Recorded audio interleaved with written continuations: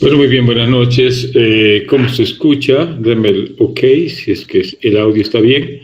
Y si ven la pantalla, por favor.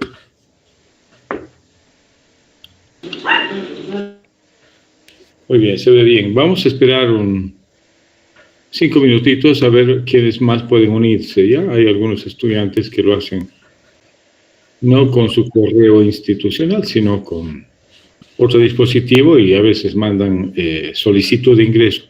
5 minutitos.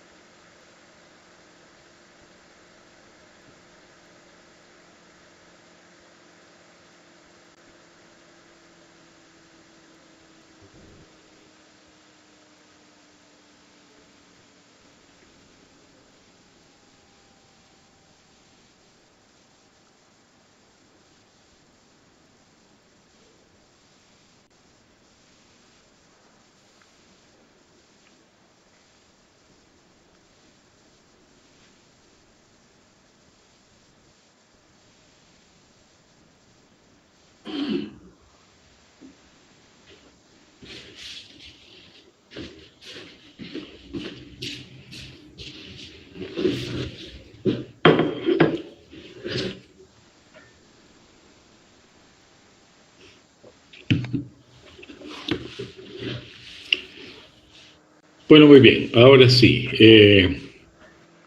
Hemos quedado en este capítulo, contaminantes ambientales. De los muchos que hay, los vamos a mencionar solamente a los más importantes, como son los bifenilos policromados y polibromados, compuestos perfluorados, los disruptores endocrinos y la asbestosis. Recordando un poquito lo de la última parte de la exposición de anoche. ¿Ya? Los bifenilos policlorados y polibromados. Estos compuestos se encuentran en los fluidos dieléctricos y aquellas estaciones, digamos, de transferencia de calor hidroeléctricas que a veces utilizan este tipo de compuestos, ¿ya? También son parte de aceites lubricantes, plastificantes, extensores de cera y retardantes de llama. Estos contaminantes ambientales son peligrosos y significativamente tóxicos, ¿ya? ¿Por qué? Porque se meten a la cadena alimentaria y producen bioacumulación, ¿ya? Ahora, ¿dónde se encuentran? De todos estos lugares donde normalmente existen, se ha visto de que de alguna manera contaminan el aire, el agua, y se incorporan en la cadena alimenticia, ¿ya? Los alimentos son la principal fuente de infección, si ustedes quieren, o de ingreso y toxicidad en el organismo, ¿ya? Obviamente, aquí en la imagen de abajo se ve el tema de la bioacumulación, y siempre el ser humano es la cumbre, es el ser supremo en cuestión consumo, ¿ya? Porque obviamente de alguna manera los alimentos que consumimos están contaminados con este tipo de contaminantes llamados policlorados y polibromados. Existen regulaciones muy estrictas, pero aún así les digo, todavía se ve este tipo de peligro, digamos, latente en países donde no hay un buen control sanitario, ni tampoco agroindustrial. ¿Ya? Otros contaminantes son los compuestos perfluorados. Estos tienen un efecto nocivo sobre la capa de ozono, contaminan fuentes de agua y obviamente ingresan a la cadena alimentaria. Muchos de los productos están contaminados, ¿ya? Este es un disruptor endocrino muy importante, ¿ya? Especialmente el teflón, ¿ya? Inclusive, si ustedes se fijan, hay vajilla que contiene teflón, ¿no? La vajilla esta que recomienda no utilizar aceites, de que se puede cocinar sin necesidad de poner ningún aceite o mantequilla o manteca, tiene teflón, y estos compuestos son obviamente peligrosos porque tienen un efecto nocivo, ¿ya? Se ingieren y se inhalan estos compuestos perfluorados, puede ocasionar diferentes tipos de cánceres, ¿eh? Cáncer de riñón, cáncer de próstata, de ovario y linfoma no Hodgkin, ¿ya? Esto es en la exposición crónica. Ahora, en la exposición aguda puede producir lo que se llama trastornos pulmonares, ¿ya? Es la llamada fiebre de humo, con malestar, escalofríos, fiebre y dificultad respiratoria, y a veces la instalación de un edema agudo de pulmón. También pueden producir elevación del colesterol y alteraciones del metabolismo del ácido úrico, ¿ya? En cuanto a su toxicología, esto es en cuanto a la toxicidad humana. En cuanto a la parte ambiental, estas sustancias persisten en el medio ambiente porque se encuentran acumulados en el agua y el suelo. Muchas veces toca especies, o sea, las especies que consumen y viven en el agua y consumen productos vegetales de la tierra, pueden ser infectados también, ¿no? Ya, eso es en cuanto a compuestos perfluorados. En cuanto a los disruptores endócrinos, ¿ya? Esos productos químicos, hemos dicho, tienen que ver con una actividad endocrina que puede aumentar o impedir la acción de las hormonas que normalmente el ser humano utiliza para regular sus propios procesos, ¿no? Estos están en plantas y algunos de estos en productos químicos industriales, ¿ya? Por ejemplo, los organoclorados son agentes que pueden actuar como disruptores endócrinos, y varios componentes de plantas, los llamados fitoestrógenos y los micoestrógenos, pueden ser disruptores endócrinos. Ya esta contaminación es creciente en el medio ambiente y obviamente hay bioacumulación y el potencial de toxicidad es alto, ¿ya? Aunque no se ha establecido una relación causa-efecto definitiva, pero sí están como los sospechosos de causar muchos efectos adversos en la salud del ser humano, ¿ya? Muy bien, seguimos. El último de estos contaminantes ambientales descrito es la asbestosis, ¿ya? El asbesto, ustedes saben de que es un compuesto que está relacionado con el cáncer de pulmón y el mesotelioma, ¿ya? La exposición crónica causa una enfermedad pulmonar fibrótica llamada asbestosis, y esta es la antesala del cáncer del pulmón y del mesotelioma, ¿ya? Y a veces esto es mucho más grave todavía y más rápido cuando se combina con el tabaquismo, ¿listo? También no está del todo demostrado, pero aumenta el riesgo de cáncer de colon, laringe, estómago e inclusive el linfoma en pacientes que tienen una exposición crónica. ¿Estamos? Hasta aquí los contaminantes ambientales, ¿ya? Estamos hablando de tanto contaminante que vamos a terminar la clase poniéndonos barbijo, creo, ¿no es cierto? Ya. Vamos a los metales, ¿listo? Estos metales son contaminantes ambientales como el berilio, el cadmio y los nanomateriales. Es interesante esto, ¿ya? Cuando hablamos de metales, hablamos de intoxicaciones llamadas ocupacionales, ¿listo? Y aquí se mencionan varios compuestos como el berilio, por ejemplo, ¿ya? Que está ligado al cobre y se utiliza como componentes en máquinas como computadoras o en dispositivos como discos duros, digamos, ¿ya? El uso del berilio también está en el ambiente de los aparatos dentales, y los dentistas son también los más expuestos, ¿ya? Porque están expuestos al polvo de berilio. Ellos manejan este tipo de sustancias para realizar obturaciones. Y obviamente la exposición crónica puede ocasionar una enfermedad llamada beriliosis. Y como ustedes ven en la imagen de la izquierda, ¿no? ¿Qué es lo que afecta principalmente? Es el árbol bronquial. ¿Ya? Es altamente tóxico por inhalación, ¿ya? Y está relacionado también con el cáncer, ¿no? La institución organizada por la OMS, ¿no? La IARC, que evalúa el riesgo de cáncer, evalúa al berilio como un carcinógeno humano clase 1. ¿Ya? Ahora, ¿qué es lo que produce un principio? Es fibrosis pulmonar progresiva, ¿ya? Y obviamente, cuando esta es crónica, puede llegar a producir discapacidad grave, cáncer y muerte, ¿ya? No hay un tratamiento eficaz, pero el pronóstico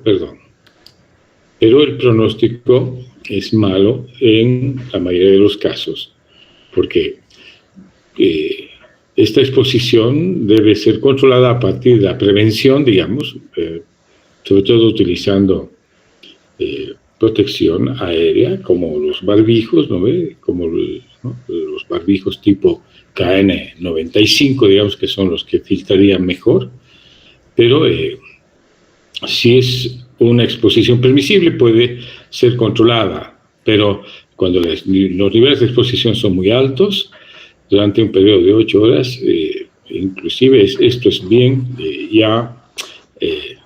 productora, digamos, de enfermedad de berilio o la beriliosis, y esto obviamente es muy nocivo para la salud, ¿no? Porque hemos dicho, el berilio directamente está relacionado con un carcinógeno humano tipo 1. ¿Ya? Entonces, vamos. Otro metal es el cadmio. Los trabajadores que están expuestos al cadmio trabajan en fábricas de baterías, ¿ya? Son los soldadores y los que hacen chapería. ¿Listo? El cadmio es tóxico por inhalación, por si acaso, causa la fiebre del humo, y obviamente es común en los soldadores, ¿no? Encontrar esta intoxicación que se caracteriza por escalofríos, tos, fiebre, malestar, ¿no? Produce una neumonía transitoria. Ahora, esto es en agudo. En exposiciones crónicas lleva a la fibrosis pulmonar progresiva y a una insuficiencia respiratoria severa. El cadmio, ojo con esto, ¿ya? Y estos nanomateriales, vamos a darle un poquito más de importancia a esto, porque ¿a qué llamamos nanomateriales? Cualquier clase de material fabricado o natural que tenga una dimensión entre 1 y 100 nanomicras de tamaño, ¿ya? Y esto está incorporado en todo, ¿no? En la industria de fabricación de productos farmacéuticos, por ejemplo, las nanopartículas se aprueban para administrar medicamentos, sobre todo quimioterapéuticos y otros medicamentos para el cáncer. El uso cada vez mayor de los nanomateriales ha llevado a la liberación de estas sustancias y a la contaminación, no solamente en el ambiente laboral, sino en el entorno de donde se trabaja este tipo de compuestos, ¿ya? Obviamente tienen una toxicidad relacionada con su actividad química y su actividad física, ¿ya? Entonces, ¿qué pasa con la toxicidad a nivel del ser humano con estos nanomateriales? Por ejemplo, en el ser humano, la inhalación o ingestión oral puede ser oral, o puede ser parenteral inclusive, o además de la vía inhalatoria, porque tienen gran capacidad de atravesar membranas celulares. Pueden meterse al núcleo, inclusive a alterar la información genética, ¿ya? Por ejemplo, las nanopartículas de sílice están relacionadas con toxicidad renal en humanos. Ya las nanopartículas de óxido de zinc, tóxico para las células hepáticas. ¿Ya? Los nanotubos de carbono son citotóxicos en las células del pulmón humano. ¿ya? Esto es en cuanto al tema de toxicología humana. Ahora, si vemos el medio ambiente, hay gran contaminación medioambiental, ¿ya? Sobre todo cuando estos son expuestos al aire, ¿no? El viento puede transportar y estos fácilmente entran en la cadena alimentaria, ¿ya? Es una preocupación creciente por la presencia de estos nanomateriales y obviamente la activación de las investigaciones está en curso para ver cuál es el verdadero impacto en la aparición de enfermedades, ¿no? Porque les digo, el peligro es de que pueden afectar a la actividad genética y la respuesta celular a escala nanométrica, ¿no? Muy bien. Muy bien, y para terminar, digamos, este primer módulo, vamos a ver intoxicación por metales pesados y quelantes, ¿ya? Vamos a recordar cuáles son los metales pesados y cuáles son los quelantes. Primero vamos a ver la toxicología de los metales pesados y 3 son los más, digamos, sindicados como responsables, ¿ya? A nivel mundial. El plomo, el arsénico y el mercurio, ¿ya? Estos son metales pesados que causan grave toxicidad en el ser humano. Y vamos a ver también el tipo de alternativas de tratamiento que hay utilizando quelantes, ¿no? Entre los que se encuentran el dimercaprol, el succímero, el editato de calcio disódico, el unitiol, la penicilamina, la deferoxamina, deferacirox y deferiprona y el azul de Prusia. ¿Listo? Vamos a empezar primero con la toxicología de metales pesados. Y el plomo es el primero que vamos a describir, ¿ya? Está un poco cargada la diapositiva, pero quería, digamos, abreviar un poco el tema, digamos, de no hacer muchas, más que todo para que no pierdan de vista el mineral o el metal que estamos estudiando, ¿ya? ¿Dónde se encuentra el plomo? Bastante diseminado en baterías, municiones, soldaduras, vidrios, plásticos, pigmentos, cerámica, ¿ya? Inclusive antes, en la época antes de la Guerra Mundial, la Primera Guerra Mundial, el juguete preferido de los chiquitines era el plomo, los soldaditos de plomo, y les daban como regalo en Navidad, regalo de cumpleaños. Y el que tenía, digamos, pequeños ejércitos de soldaditos de plomo era el niño más mimado, digamos. Este juguetito era peligroso porque a partir de ahí se han visto intoxicaciones severas por el plomo que contienen estos juguetes. Hoy, sin embargo, ya no se utiliza, ¿no? Justamente por este estudio que se hizo en los niños de esa época, ¿ya? Hay un plomo llamado inorgánico de absorción lenta que puede ingresar al organismo a través del tracto gastrointestinal y también a través de la vía inhalatoria, ¿ya? Cuando hablamos de intoxicación por vía inhalatoria, por plomo hablamos de la causa más común de intoxicación industrial, ¿ya? Sobre todo en estas fábricas de baterías, municiones, soldaduras, vidrio, etc. ¿Ya? Ahora, ¿qué favorece la absorción del plomo? La dieta baja en calcio, la deficiencia de hierro y el estómago vacío. Esto favorece la absorción del plomo. ¿Listo? Ahora, mucho cuidado en el embarazo, porque el plomo sí atraviesa la placenta y presenta un riesgo potencial para el feto. ¿Listo? A nivel renal, la exposición crónica da fibrosis intersticial, y nefroesclerosis, ¿ya? Es la llamada nefropatía por plomo, ¿ya? Ahora, el sistema nervioso también tiene su efecto y es quizás en el niño pequeño el órgano blanco más sensible para el efecto tóxico, ¿ya? Está asociado con una disminución de la capacidad cognitiva, ¿ya? En sangre puede ocasionar anemia y una anemia no hermocítica o microcítica hipocrómica, ¿ya? Puede haber un grado de fragilidad extrema de los eritrocitos que atenta con el tiempo de supervivencia de los mismos. ¿Listo? A nivel del tracto gastrointestinal, como es otra vía de contaminación, la intoxicación moderada produce pocos síntomas, ¿ya? Pérdida de apetito, estreñimiento. Pero las dosis altas sí produce ya dolor abdominal, que es un signo o síntoma característico de intoxicación por plomo. ¿Listo? Seguimos. Hemos dicho a nivel del pediátrico, los efectos afectan, sobre todo en los niños, afectan su función neurocognitiva, y en el adulto hay aparición de enfermedades cardiovasculares como la hipertensión arterial. ¿Ya? A nivel reproductivo hay, por ejemplo, cuando la embarazada se expone, hay bajo peso al nacer y parto prematuro. Puede inclusive inducir aborto espontáneo. ¿Ya? Y a nivel del sistema cardiovascular, el depósito de plomo también puede ser causa de prolongación del intervalo QT. ¿Ya? Es un arritmogénico. Muy bien. Vamos a ver algunas formas de intoxicación por plomo. Hemos dicho hay un polvo o plomo inorgánico y hay un plomo orgánico. ¿Ya? Este plomo orgánico está alquilado. Alquilado quiere decir que está unido a radicales alquilo y por lo tanto está asociado a compuestos orgánicos. ¿Ya? Primero veremos qué pasa con el plomo inorgánico. En la intoxicación aguda, hemos dicho que generalmente es el resultado de una intoxicación por vía industrial, ¿no? En el ambiente industrial. ¿Ya? El blanco, hemos dicho, es el cerebro, puede dar encefalopatías, cólicos, anemias hemolíticas, toxicidad hepática.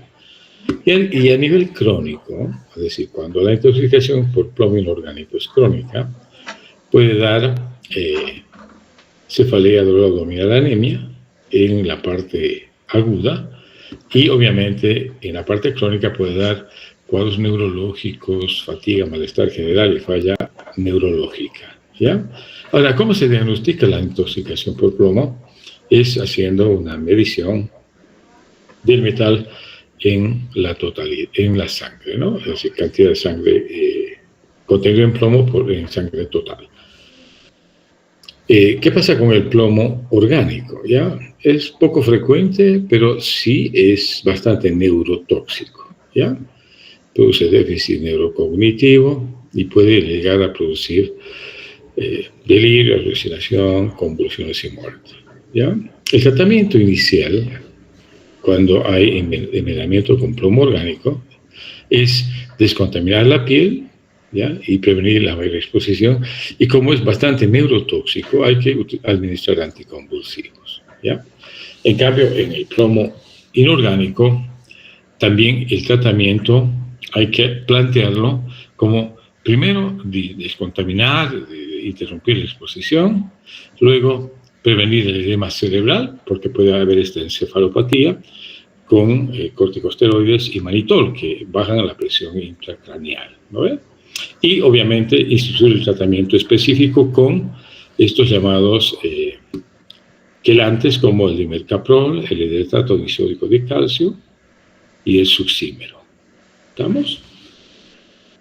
Veamos el otro metal peligroso que es el arsénico. ¿Ya? Este está usado en la fabricación de semiconductores, conservantes de madera, aleaciones no ferrosas, también en la fabricación del vidrio, y también se lo utiliza como herbicida de césped. ¿Ya?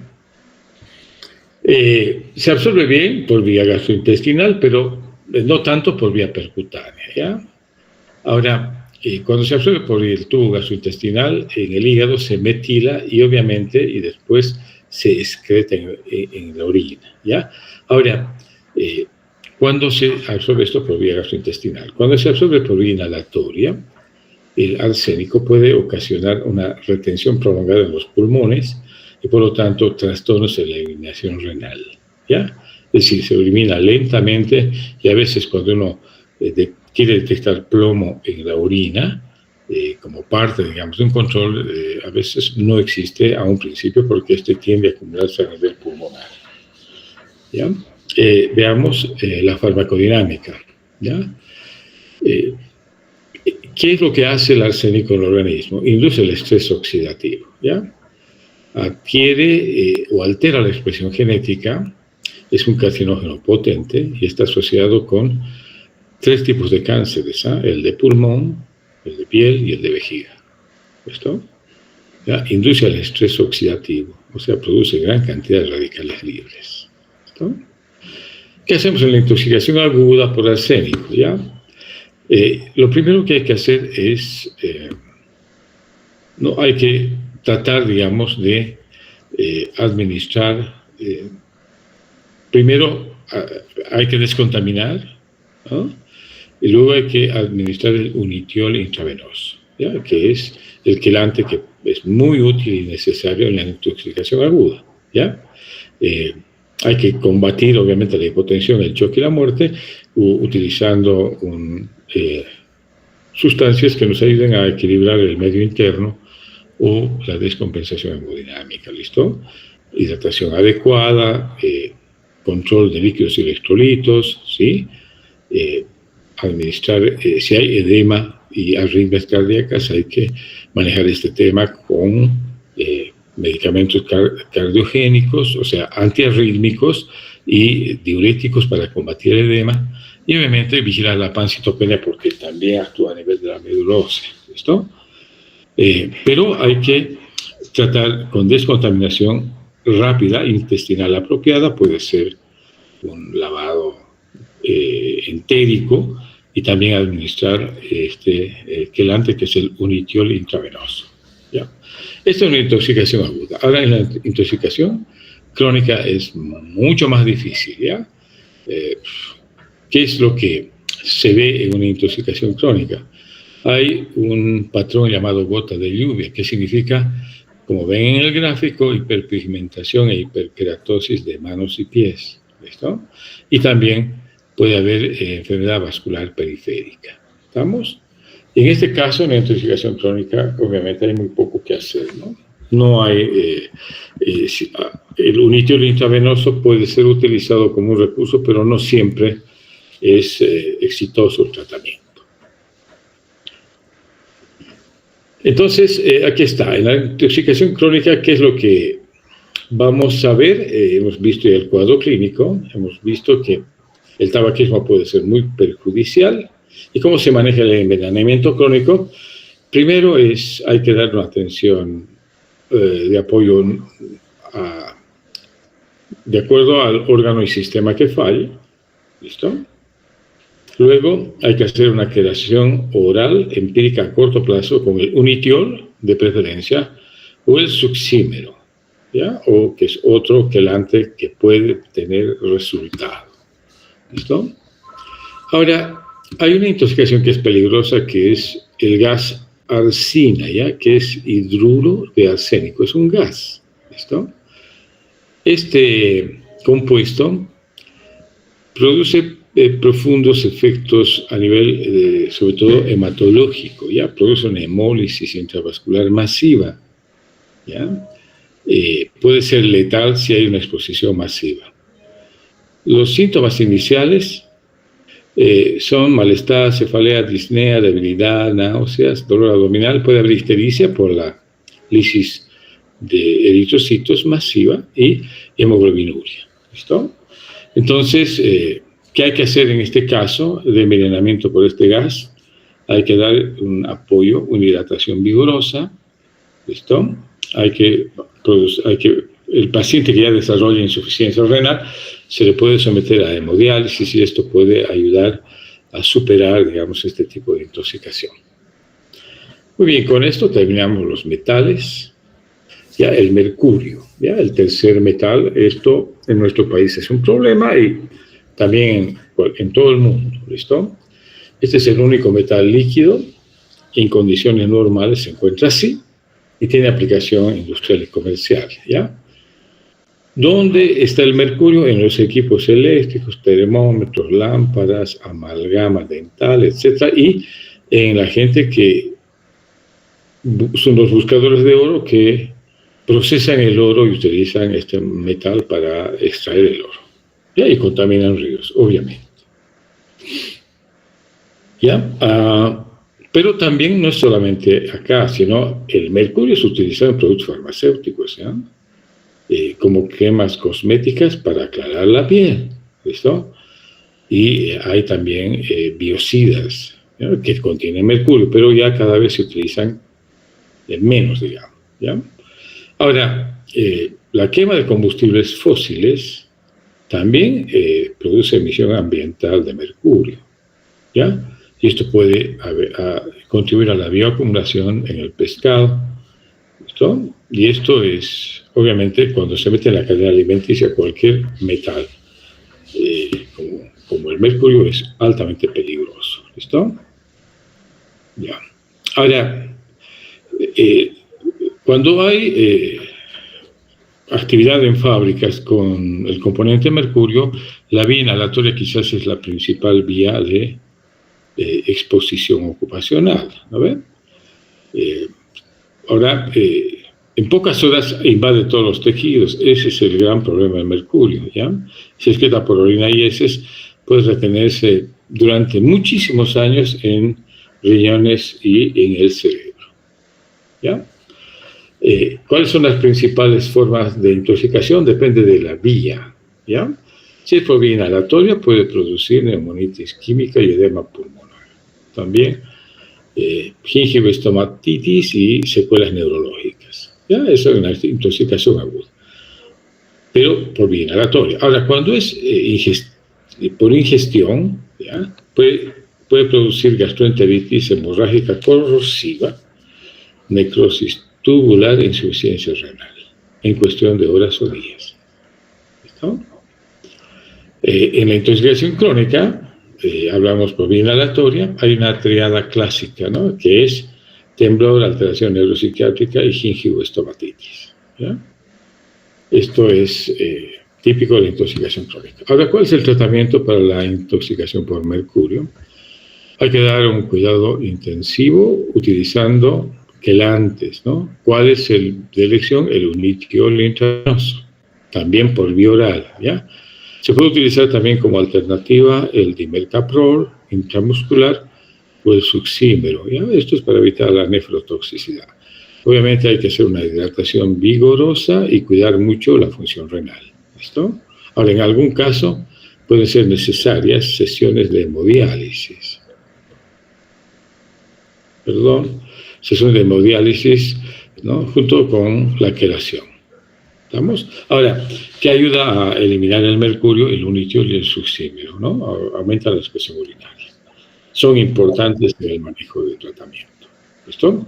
Y con esto hemos terminado lo que son metales, ¿ya? ¿Hay alguna pregunta?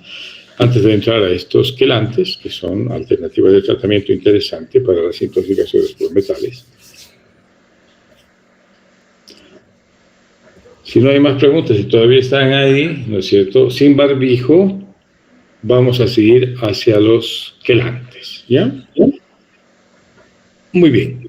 Veamos, el primer quelante que vamos a hablar, o que se menciona en el libro, es el dimercaprol, ¿ya? Es un líquido aceitoso con un fuerte olor, mal olor, ¿no? ¿Ya? Es el agente único para el tratamiento de la intoxicación aguda por mercurio, ¿ya? También en intoxicación grave por plomo, es decir, es un excelente quelante y agente único en este tipo de intoxicaciones, ¿ya? ¿Por qué vía se administra el dimercaprol? Vía intramuscular, ¿ya? Ahora, a dosis terapéuticas puede ocasionar hipertensión, trombocitopenia, etcétera, pero lo más importante es que sirve en el manejo de la toxicidad o intoxicación aguda por arsénico, mercurio y por plomo. ¿Listo? ¿Estamos? Eso es importante. El succímero, ¿ya? Es otro quelante, es un análogo del anterior, del dimercaprol. Se absorbe con rapidez después de la administración oral. ¿Listo? ¿En qué está indicado el succímero? Sobre todo en el manejo de tratamiento en la intoxicación por plomo en niños, ¿ya? Se maneja aquí una dosis de 10 miligramos kilogramos vía oral 3 veces al día, por vía oral, ¿listo? Es excelente para reducir la concentración de plomo en sangre, ¿ya? Pero también el succímero es utilizado en el envenenamiento por arsénico y mercurio, además del plomo, ¿listo? Ahora, ¿tiene toxicidad? Sí, ¿ya?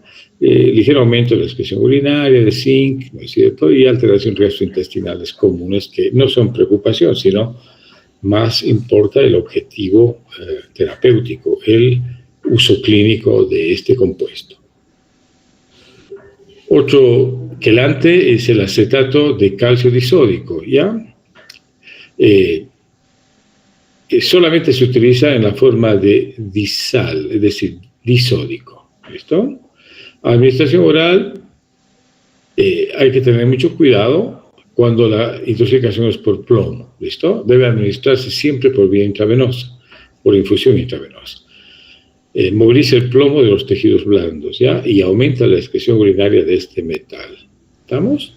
Es muy útil en la intoxicación por plomo. La vía de utilización siempre es de administración, es por infusión intravenosa. No se olvide, ¿ya? ¿En qué está indicado el edetato de calcio disódico? En la creación de plomo o en tratamiento de envenenamiento por plomo, pero también por zinc y manganeso, ¿ya? Y también en intoxicaciones más raras como intoxicación por plutonio, americio y curio, ¿ya? ¿Estamos? Para administrarlo hay que tener una función renal mínima, ¿ya? No se administra en pacientes que no están que no tienen el riñón funcionante. ¿Estamos? Puede tener un potencial de toxicidad este compuesto, sí. Nefrotoxicidad y puede depletar zinc. ¿Listo? Pero eso no es problema. Se puede, si hay mucho zinc depletado, se puede complementar después paralelamente con el tratamiento. Pero lo más importante son las indicaciones, ¿no ven? Es muy útil en el envenenamiento por plomo, ¿listo? Y de administración parenteral. Muy bien, otro compuesto quelante es el unitiol, ¿ya? Análogo también del dimercaprol, ¿listo? Viene en presentación oral e intravenosa, ¿estamos?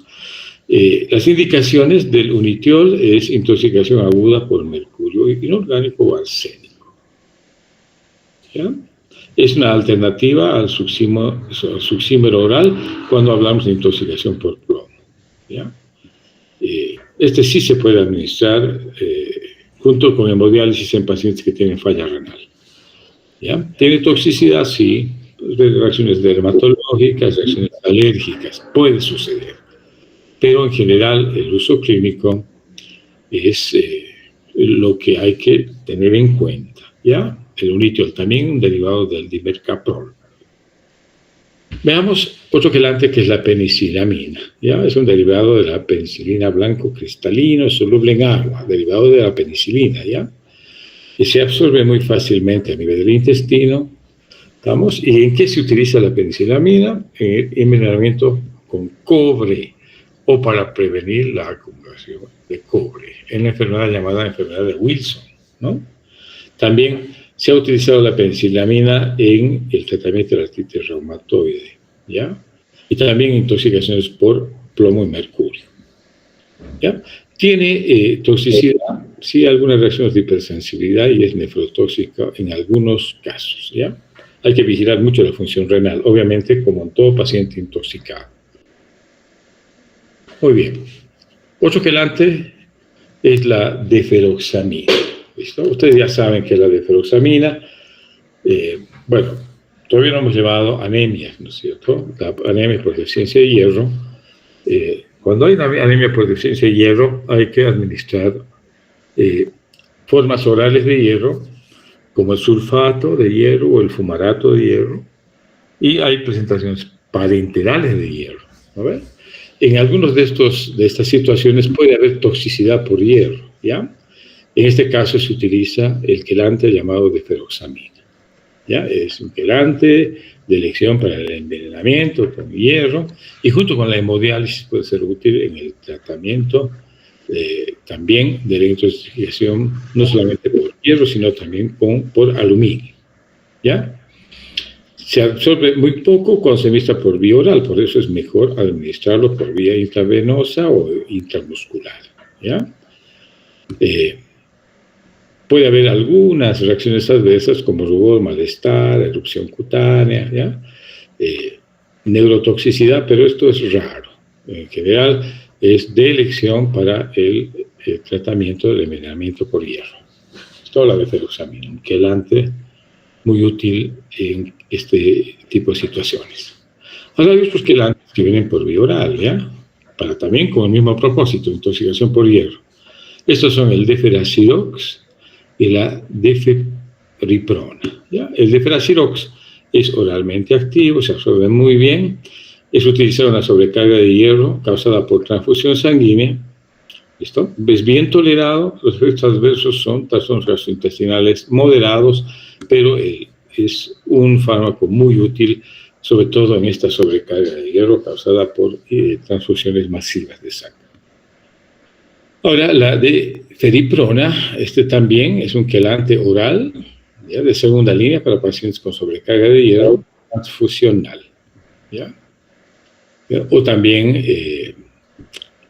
cuando hay enfermedades hemolíticas y que obviamente producen sobrecarga de hierro.